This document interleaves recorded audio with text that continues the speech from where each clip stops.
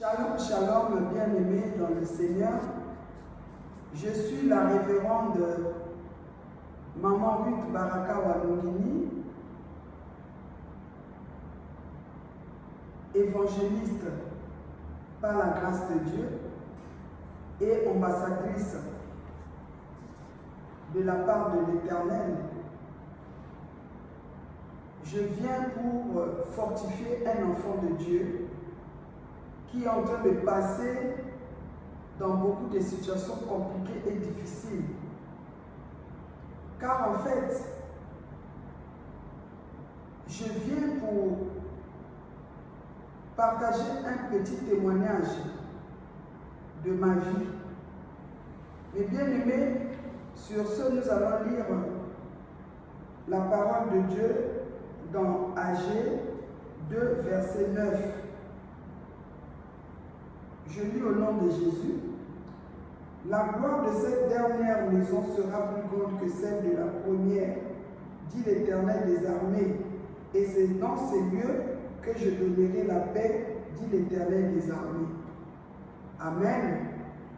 Mon frère, ma soeur, toi qui es en train de vivre des situations difficiles, tu as accepté Jésus, tu pries, tu jeûnes, mais rien ne marche dans ta vie. Tu as des problèmes peut-être partout, dans la famille, dans le mariage, à l'école, dans ton entourage, peut-être même là où tu pries, je ne sais pas, et même pour toi aussi qui ne prie pas, tu peux avoir aussi des problèmes, tu es désespéré. Mais je viens pour te communiquer la foi. Je connais ce Dieu-là, Jésus-Christ de Nazareth, le Fils unique de notre Père Céleste, lui qui est venu dans ce monde pour nous sauver. Dieu, il a tant aimé le monde, il a envoyé son Fils. C'est pour toi et pour moi. Moi aussi, un jour, j'ai vécu des situations très compliquées dans ma vie. Rien n'allait. Le rejet, l'abandon, la maltraitance, violenté, mais par la grâce de Dieu, j'avais placé ma foi en Dieu seul au nom de Jésus. Et Dieu, dont je viens te parler ce soir, ce Dieu-là, il n'a pas changé, il est plein d'amour pour toi. C'est Dieu qui m'a consolé.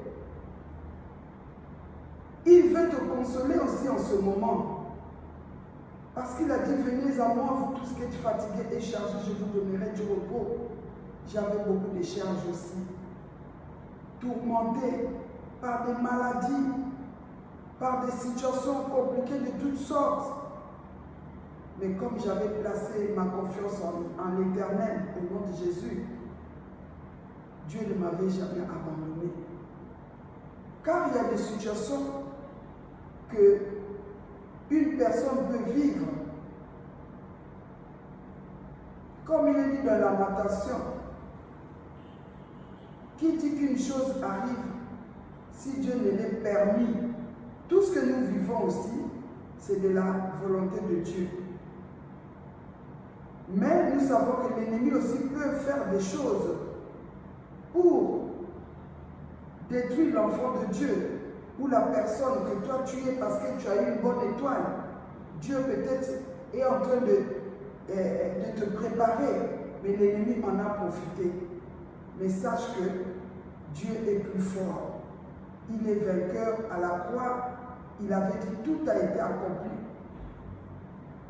Sur ce, je te demande de placer ta confiance en Jésus. Ce Dieu qui a fait dans ma vie, il est le même. Il a restauré ma vie. Comme il est dit que la gloire de cette dernière maison sera plus grande que celle de la première.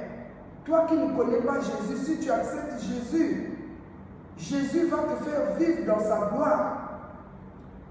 Il va te donner ce que ton cœur désire. Et toi qui as accepté Jésus aussi, peut-être tu es en train de vivre les épreuves, des situations compliquées, comme il est dit dans Jacques 1,12. Heureux l'homme qui supporte patiemment la tentation, car après avoir été éprouvé, il recevra la couronne de vie que le Seigneur a promis à ceux qui l'aiment. Dans toutes les situations que tu es en train de vivre, mon frère, ma soeur,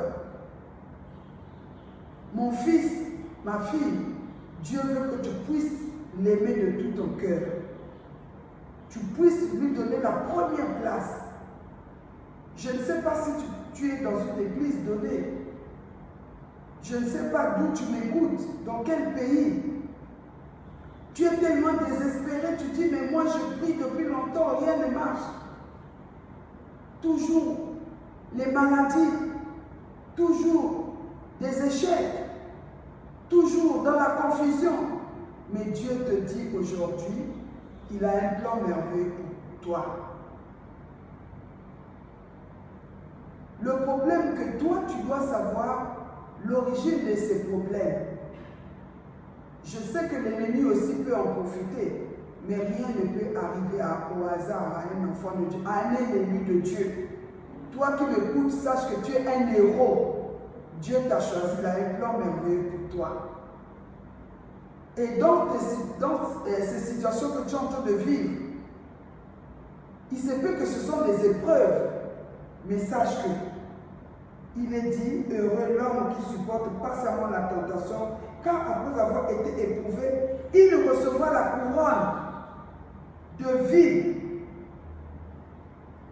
Et dès ce soir, toi qui as l'âme troublée,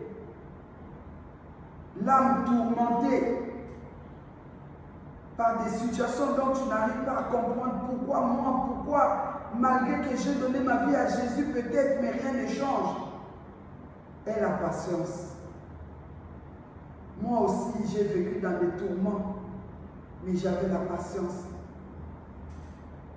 Ce verset me donnait la paix quand je lisais cette parole de Jacques 1,12. Heureux l'homme qui supporte patiemment la tentation, car après avoir été éprouvé, il recevra la couronne de vie que le Seigneur a promise à ceux qui l'aiment.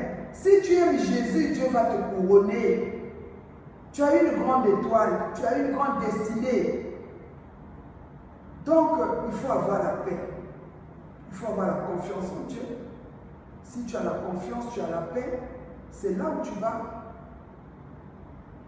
permettre à Dieu d'opérer les miracles dans ta vie. Je sais que ce n'est pas facile. Et la première parole que nous avons eu à lire dans AG 2,9, on avait dit que la gloire de cette dernière maison sera plus grande que celle de la première. Dieu te réserve une grande gloire. Moi, j'avais pris cette parole.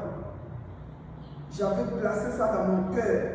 Je disais, Jésus, je crois qu'un jour ma vie pourra changer. C'est pourquoi je viens te réconforter. Toi qui es en train de pleurer, ne pleure plus, mais cherche Jésus. Cherche Jésus, il va se révéler à toi. Comme ce jour-là, Marie de Magdala, lorsque le maître a été enterré, elle avait gardé la parole de Dieu, de Jésus-Christ dans son cœur. Elle savait qu'un jour, son Seigneur devait être ressuscité. Et en ressuscitant, la vie de tous ceux qui ont cru en lui devait changer. C'est pourquoi pendant qu'ils étaient dans la chambre haute avec les disciples, cette messagère, elle s'est décidée avec les autres mamans. Elles sont parties au cimetière pour regarder la tombe de Jésus. Parce qu'elles n'avaient pas oublié la parole que Jésus avait dite. Que si même on détruit ce temple sera rebâti en 3 jours.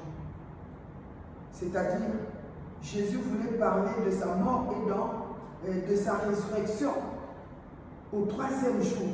Et Marie, comme elle écoutait la parole de Dieu, elle suivait Jésus, elle a été délivrée de ces 7 démons. Elle avait pris conscience que moi, cet homme qui m'a délivré de 7 démons, je ne peux pas le lâcher. Elle s'était accrochée à Jésus. Et elle écoutait la parole, elle a demeuré dans la présence de Dieu en écoutant la parole de Dieu et elle a mis en pratique. Cherche seulement à écouter la parole de Dieu et il faut chercher aussi de la mettre en pratique. Tu verras le miracle de Dieu. Dieu fera de grandes choses dans ta vie. Dieu fera de grandes choses. Comme Marie, quand elle a appris que c'était le 3e jour, elle s'est levée très tôt. Elle est partie. Et quand elle est arrivée, il y a eu le sépulcre qui était déjà vide. Jésus n'était plus dans le tombeau. Je viens t'annoncer un message de résurrection.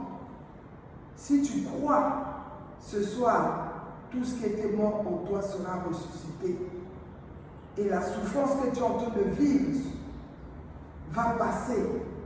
Parce que quand Jésus-Christ était ressuscité, il nous a ressuscités avec lui.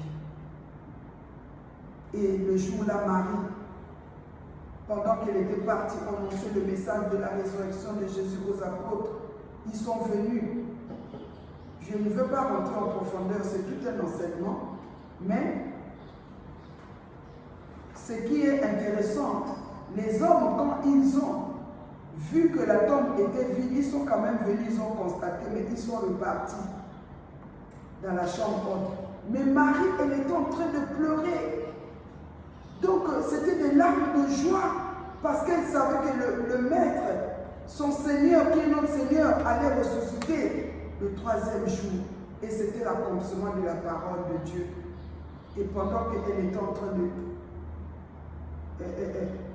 de pleurer, elle a vu une personne qu'elle a confondue à un jardinier. Et on lui a posé la question, femme, pourquoi pleures-tu, que cherches-tu? Elle dira, je cherche mon Seigneur. Si c'est vous qui l'avez pris, je veux le voir. Donnez-le-moi, je vais même le porter pour l'emmener avec moi. Oh, mes bien-aimés, quel amour dans le cœur de cette messagère, Marie de Magdala. Et Jésus a vu l'amour de Dieu dans son cœur. Il lui a ouvert les yeux. Elle a compris cette fois-ci que c'était le Maître, ce n'était pas le jardinier. Mon frère, ma soeur, je t'annonce que le Maître est là, Jésus-Christ est là. Et Jésus veut te consoler. Il veut te conduire à vivre la gloire de la dernière maison. Je sais que tu as vécu des gloires, mais ce que Dieu veut faire avec toi, ça sera une gloire qui va être différente. Et toi-même, tu seras étonné. Ceux qui t'ont connu, ils seront étonnés parce que tout ce que Dieu fait dépasse l'entendement humain. Et voilà que ce jour-là, Marie de Magdala, tellement elle était émerveillée de voir son Seigneur, quand le Seigneur a vu son cœur, l'a appelé en son nom. Elle a compris que c'était son Seigneur. Elle a voulu le toucher. Il a dit, le Maître a dit, ne me touche pas. Parce que là, je suis devenu esprit et vie. Mais je te donne une recommandation. Va dire à mes frères, à tous ceux qui sont dans la chambre haute, que je suis ressuscité. C'était la bonne nouvelle. Mais bien aimé, mon frère, ma soeur, toi qui ne connais pas encore Jésus, sache que Jésus-Christ est ressuscité, il est vivant. Si tu l'acceptes, tu ouvres la porte de ton cœur. Comme il est dit en Apocalypse 3:20 que je suis en train de frapper, a dit Jésus, si tu ouvres la porte de ton cœur, je vais rentrer pour souper avec toi. Il va faire de grandes choses avec toi, ta vie va changer. Et pour toi qui as déjà accepté Jésus, qui marche peut-être dans la confusion, dans la honte, on se moque de toi. Tous les jours, tu es dans la prière, à l'intercession, dans les jeûnes et prières. On te dit même que où est ton Dieu? Ton Dieu n'agit pas. Mais je vais te dire ce soir que Jésus-Christ, il est le même hier, aujourd'hui, il n'a pas changé. Il est ressuscité, il n'est pas resté dans le tombeau est vide. Et quand Jésus-Christ était ressuscité avec ta solution. Il est ressuscité avec toi, avec moi. C'est pourquoi si tu crois, tu verras la gloire de Dieu. Même si tu es malade, maintenant, quelle que soit la maladie, j'ordonne à l'esprit de maladie de te quitter maintenant. Moi, j'ai déjà expérimenté la puissance de ce Dieu. Je ne dormais pas. J'étais malheureuse. Des nerfs toujours tendus. J'avais les insomnies. J'ai souffert de diabète. J'avais le problème de glycémie toujours élevé. L'hypertension toujours élevée. Mais quand j'ai placé ma confiance en Jésus, c'est vrai que ce n'était pas facile, mon frère, ma soeur. Il y a eu les humiliations, les opprobres, mais Dieu a permis cela pour me façonner. Et toi aussi, ce que tu es en train de vivre, peut-être que Dieu, il veut te façonner. C'est pourquoi laisse-toi dans les mains de Dieu. Laisse-toi dans les mains de Jésus-Christ. Il est là. Le message que je te donne ce soir, que Jésus est vivant, il est capable de ramener ta vie à vivre sa gloire de la dernière maison et de te couronner de gloire. Et en ce moment où je parle, si tu as la foi, il ôte déjà ton fardeau. Il te guérit de cette maladie qui t'a tourmenté. Je ne sais pas, tu souffres de quelle maladie. Si tu es paralysé, reçois maintenant la guérison au nom de Jésus. Si tu souffres de diabète comme moi j'ai souffert de l'hypertension, des insomnies, reçois maintenant la guérison au nom de Jésus. Jésus te touche maintenant. Si peut-être, je ne sais pas quelle sorte de maladie, je ne sais pas, mais Jésus-Christ, il est Jéhovah Rapha. Il est venu pour te donner la solution et la guérison. Sache que Jésus-Christ n'est pas resté dans le tombeau. Il est ressuscité. C'est ça la bonne nouvelle. Et quand il a été ressuscité, il est ressuscité avec toi. Et pour te glorifier, pour me glorifier, alors aie la confiance. Il y a un Dieu qui écoute tes prières. Maintenant, il te faut avoir la paix. Et je te donne la paix si tu n'avais pas la paix. Même si dans le foyer, tu es en train de vivre des situations compliquées, sache que Jésus-Christ est le réparateur de brèches. Si le foyer était brisé, moi aussi, la famille, était brisée, moi aussi, ma famille était brisée. Quand le père de mes enfants m'a quitté, il m'a ravi les enfants. C'était dur pour moi et pour les enfants. Mais j'ai cherché sur Jésus, que Marie-Madeleine avait cherché, et je l'ai rencontré. C'est Jésus qui a changé ma vie. Il a changé mon histoire. Aujourd'hui, il a fait de moi une révérende. Il m'a donné un témoignage. Il m'a donné un message de parler de sa part. Qu'il revient bientôt. Il est déjà à la porte. C'est pourquoi, réveille-toi, toi qui dors. Jésus-Christ, il veut t'éclairer. Même si tu es mort, ton esprit, quel que soit là où il a été emmené, Jésus-Christ récupère ton esprit pour restituer à toi. Je ne sais pas, tu vis le blocage, tu vis la pauvreté, les limitations. Mets ta foi en Jésus-Christ, il va agir. Il te promet que la gloire de cette dernière maison sera plus grande que celle de la première. Amen. Hein? Et on nous dit que c'est dans ce lieu que je donnerai la paix, dit l'Éternel des armées. Dieu, il est un Dieu de paix. Reçois la paix. Cette année, ici, au ministère chrétien du temps de la fin,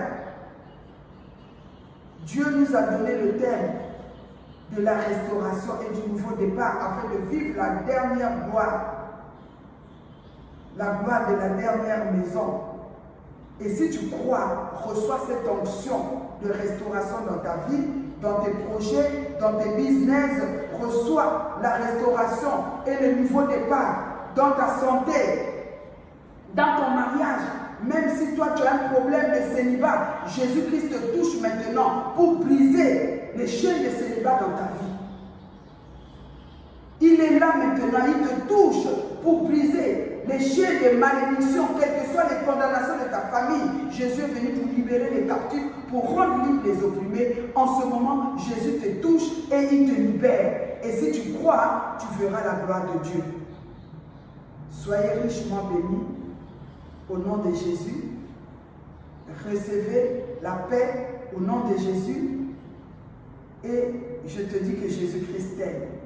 Si on ne t'a jamais dit qu'on ne t'aimait pas, personne ne t'a dit qu'il t'aimait, mais Jésus-Christ te dit qu'il t'aime. Moi aussi, je t'aime au nom de Jésus, par l'amour que Jésus a rempli dans mon cœur.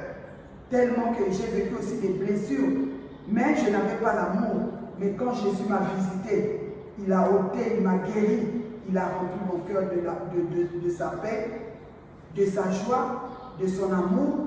Et c'est pourquoi je te communique aussi cela. Reçois au nom de Jésus et sois richement béni au nom de Jésus. Amen.